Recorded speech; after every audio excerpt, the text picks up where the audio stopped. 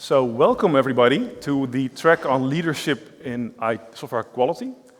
Of course, we have AI, we have PE and creating value, and we have green IT. And at the root of all of these challenges, of course, is software quality. So this is sort of the foundational track. Nice thing about this track also is that we have an online component, so we're live streamed. So thank you for sitting up front. So also for the people that can actually see us on the camera, they can all see you when you say something, when you participate. If you want to participate, please do so. Maxime is walking around and has a microphone. If you already have a question, you can bring it on. I don't think I've said anything interesting yet. My name is Werner Heijstek. I have been spending the last 20 years of my life trying to figure out why such groups of smart and talented people always end up building systems that don't quite support businesses well enough. In fact, often create disruption. I spent the first 7 years of my career in academia. I've looked at software systems and talked to IT leaders in New Zealand and India. I worked in Israel also. And so it's a very interesting endeavor to try to figure out what to do and how to actually make this problem better. I spent the last 13 years at the Software Improvement Group, talking to leaders from many different organizations and trying to actually practically help them make their organizations better by having better and healthier software.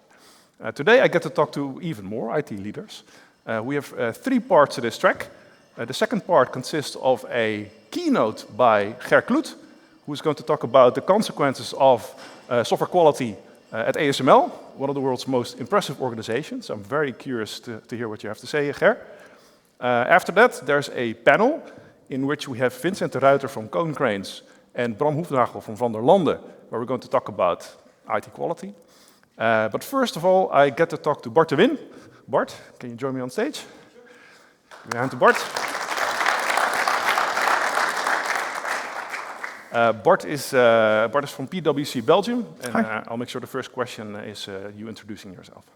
Let's sit down. Yeah, well, let's do that. I love this bit because I don't have to keep on standing. So yeah, let's start with that first bit. So we have sort of similar career paths. Indeed, you also started out in science. Yeah, we met each other recently, but our paths are quite similar. So I worked almost 25 years in software security. So first, a bit more than 10 years I worked at academia, did research on software security, how to build secure systems. It was back in the days where security was basically about developing crypto systems, and I was always wondering, okay, that's all great, but what about software? How do we build that into software? Back in the days, software security didn't really exist, so I did a PhD around that. And then after a bit more than 10 years, I switched to commercial companies, and so since almost 15 years now, I work at PwC, working on topics like software quality, software security, evaluating systems, also helping clients building more secure systems. Basically, that's my bread and butter. Yeah. So it's interesting that you know that software security did not really exist as a field. Of course, it did, but really in the context of cybersecurity, and not in the context of really software security. Mm-hmm. Security back then was more focused around network security, cryptography, and so on and so forth. Less about software security back in the days when I started working. Yeah. Is it me? Test. Before we continue and make you all deaf, let's listen to the audio guy. Sorry? Yes.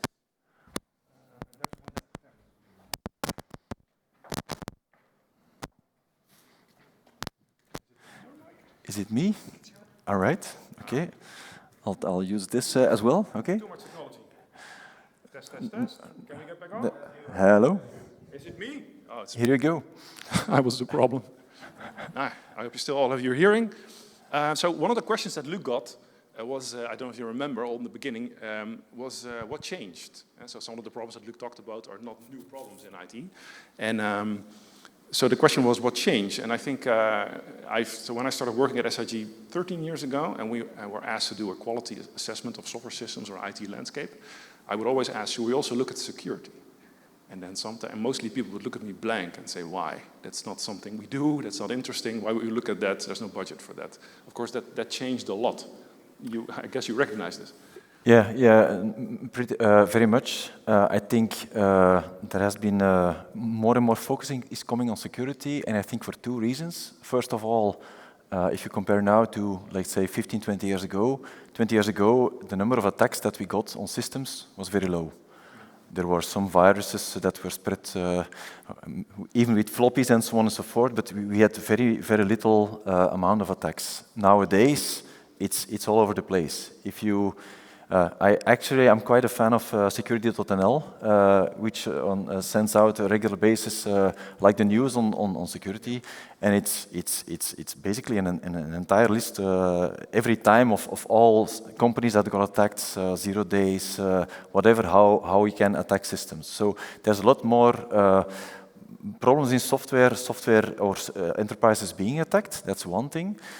Second element is more and more, as we all understand that this is a problem, more and more regulation is coming up.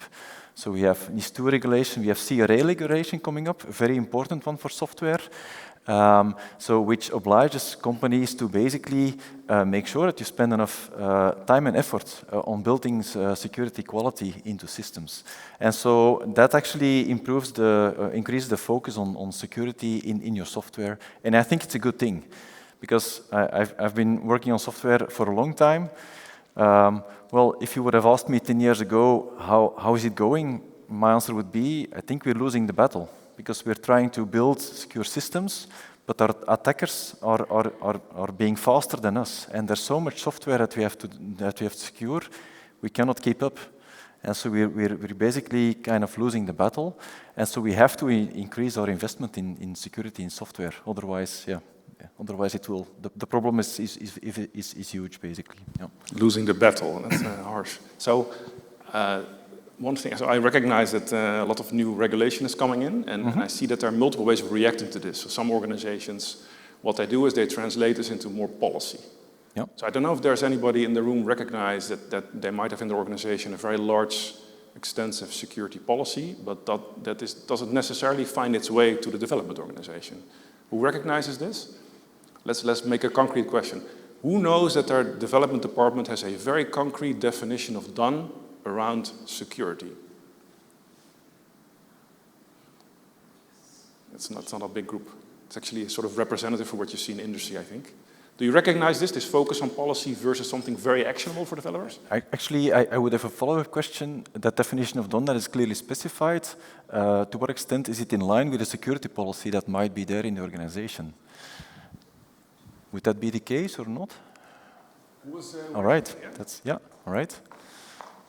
That's enough. The yes. Yes. Right. Clear. I think if we're working on security in organizations, you very often see two speeds. You see from the let's say an enterprise-wide organization, enterprises are typically developing or specifying policies that have to be implemented. And then you see technical teams doing their thing, try to build systems as secure as they can, but they're often not connected to each other. And that's quite a big challenge. And enterprises are often looking for ways on how can we organize that, and it's difficult to organize. But so we definitely see two speeds. From the one hand, enterprise-wide policy, definitions of policies that are often somewhere written and then put in a closet, and then people are not looking at it a lot. And then technical teams doing the best to build as secure as possible systems, but not always aligned with the policies that the organization is specifying. Yeah, and it's a lot, as you already mentioned, and we were only talking about security. So security is top of list. What else do you see top of list that's related to security in terms of requirements that people have for software that's building? I think security is a lot related to quality. Because you cannot actually build a secure system when there's not quality in your system. So quality is a starting point. If you don't have a system that has built-in quality, you should not spend. It's difficult to spend cycles on security because it will even be more difficult. The quality is like the foundation on which you have to build, and on top of that, you have to start building security in. And so if you're developing secure systems, you always have to think about, okay, what's the quality in my system, and how can I then reason about what security requirements do I want to put in, what security quality do I want to put in, and so on and so forth. But so in that sense, security and quality are very much coupled to each other. You can never look at it in isolation.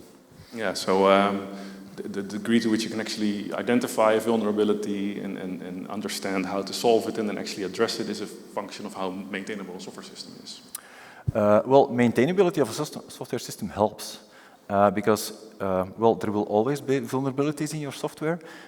Whenever you discover a vulnerability, you should think about how to fix it, and the better maintainable the system is, the easier it will be to fix it.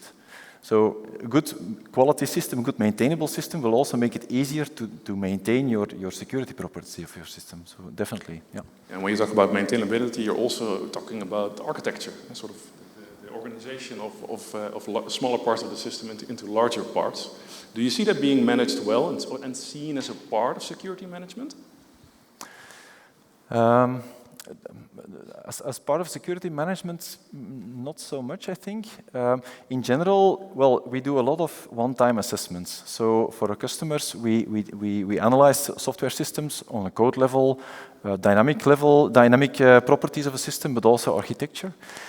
One of the common denominators in that for me is that very often the architectural description of a system is very difficult to get.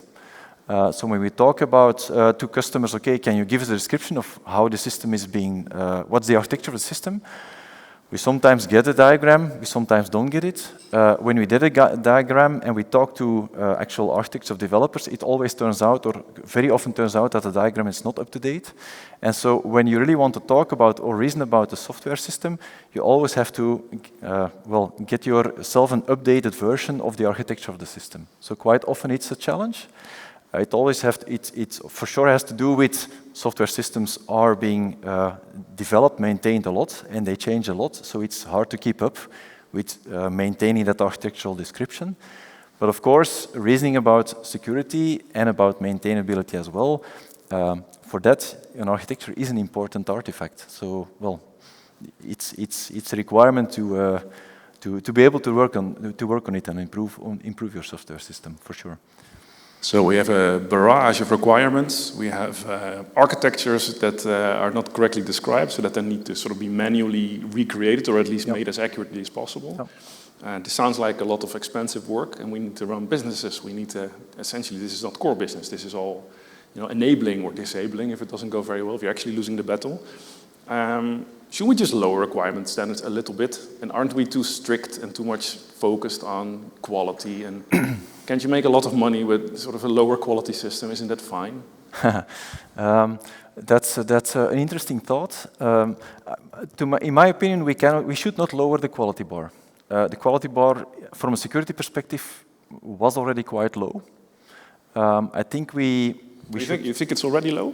It was low. Right now, we're setting it higher and higher in terms of the standardization or the requirements that we have to implement. We're setting it higher, but it used to be quite low. The security bar used to be quite low. If you look at security systems 5 to 10 years ago, we were shipping things in production that almost did not get analyzed for security. It was just put in production. So the bar was quite low. The bar is gradually increasing.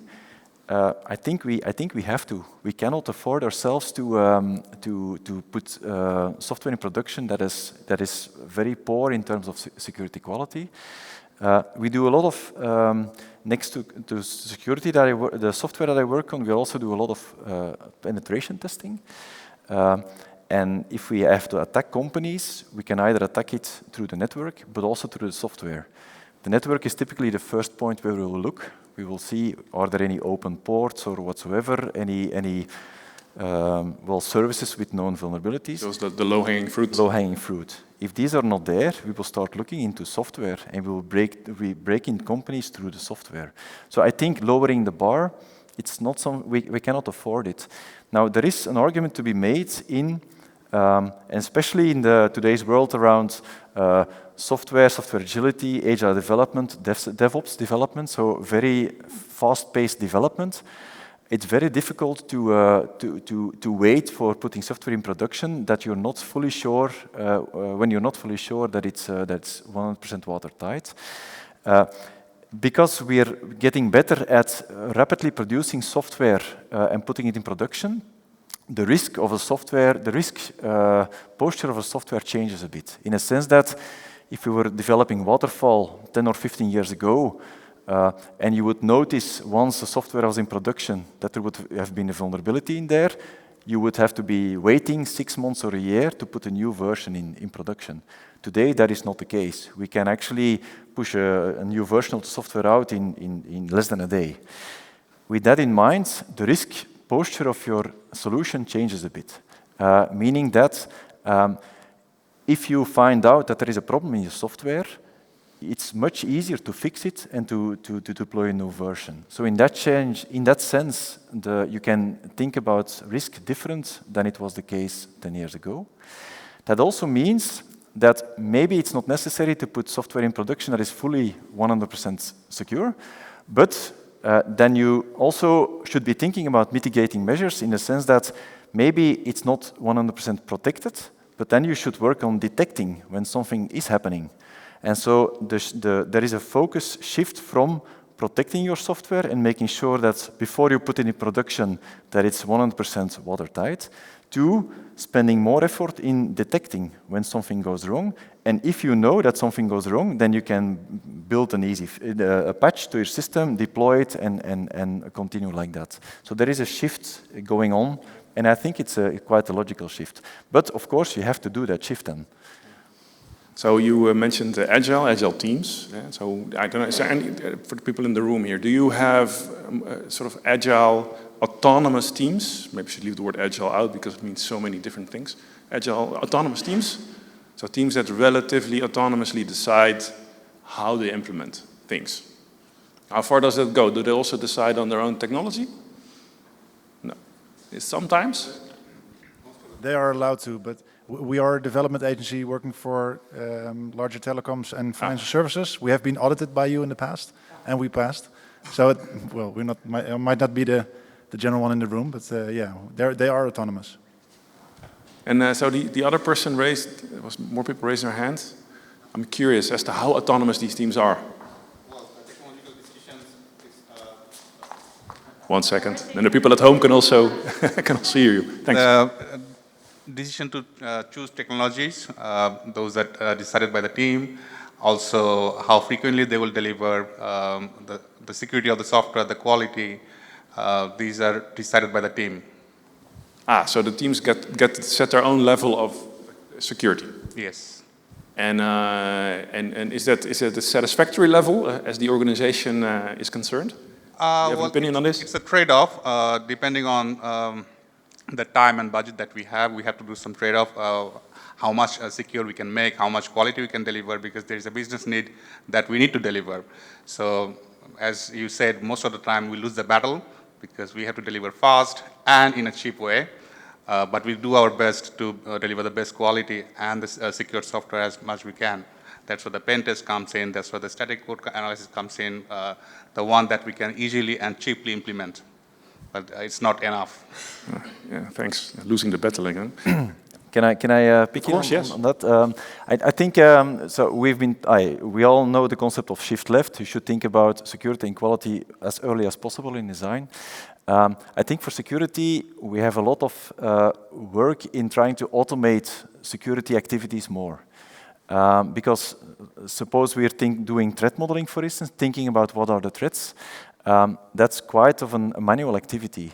But if you're releasing every day or every week a new version of the software, well, you don't have the time to do all these manual activities. So from a security perspective, just as with quality, from a security perspective, also having the necessary tools and techniques to be able to automate reasoning about security, improving security, verifying security is quite important in that shift left philosophy.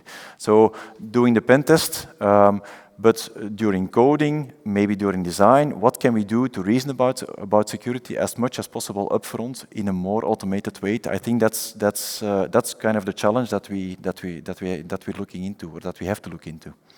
And in that challenge, what do you think is the role of autonomous teams versus management versus company objectives? Because sometimes we're at the risk of taking software quality as sort of a separate separate exercise. Quality is good, is nice, and security, of course, helps in explaining the consequences of not reaching certain levels, right? There's actually implications that you can see and you don't like when you're outside of IT.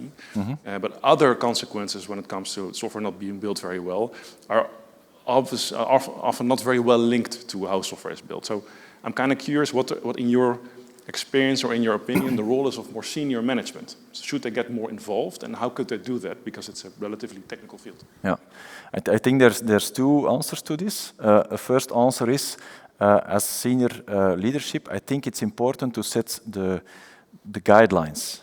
What are we expecting as a company? Do we have a high risk? Can we support high risk in our software or low risk? What are systems that we should pay more attention to, less attention to? That's something that is, I think, quite important from a strategy, from a company perspective. So setting those guidelines, setting like the general framework of guidelines, guard rails, they're also called sometimes, I think is quite important. And then based on that, you can have teams do development autonomously, as long as they work in those guidelines. That's one part of the answer, in my opinion. Second part of the answer is having visibility and into all the software in the company. Because you can set the guardrails or the guidelines, but if you don't know what the software is actually in reality following that yes or no, then I think you're steering a ship that you have no idea where it's going. I referred to also the message of Luke earlier today, about data. If you want to steer the company, you need data. You need to know the situation of all your software. So next to setting the guidelines, knowing how to measure what the level of security or quality of your software is very important. And there, of course, there's tools like SIG or others that can help you with that. But if you have no idea what the state of security or quality in software is, then you have no idea where the ship is going, basically. Yeah. I'm happy you at least gave us some tips on how to try to win the battle, at least. Thank you very much. I really enjoyed this. Bart. Right. Thank you very much. Are there any last questions people want to ask Bart before we continue? Thank you so much. I have just one question for you. Imagine a startup company in a very early age. So what would be the best advice for security-wise? I mean, if we look at the only topics like top 10 OWASP, that would be enough, or in early ages, like early days? Okay, that's, I think, a good and a difficult question. I think part of the answer will depend on your customers. If you're building software and your customers are banks, for financial institutions, it will be different than if your customers are retail or logistics or other companies. It will really depend. If your customers are highly regulated sectors, then I think you cannot afford to to spend very little time in security, because the solution that you're going to bring them will have to comply with specific regulations, minimum requirements. If you will be delivering a software to a non-regulated company, my advice would be in the starting phase, focus a bit, and is this being recorded? Focus a bit less on security, because in the starting phase, features will be more important to convince your customers. But once you grow a mature solution, you will have to invest anyway in security. Being minimal in security means focusing on, for instance, OWASP Top 10, and probably making sure to do like a pen test to make sure that at least there's no big gaps in there. And that's, as a starting point, probably good enough, but as a starting point. Once you grow a more mature solution, you'll have to do more than that, for sure. Thank you so much. All right. Okay. Any more? Thank you very much, Bart. Okay, pleasure.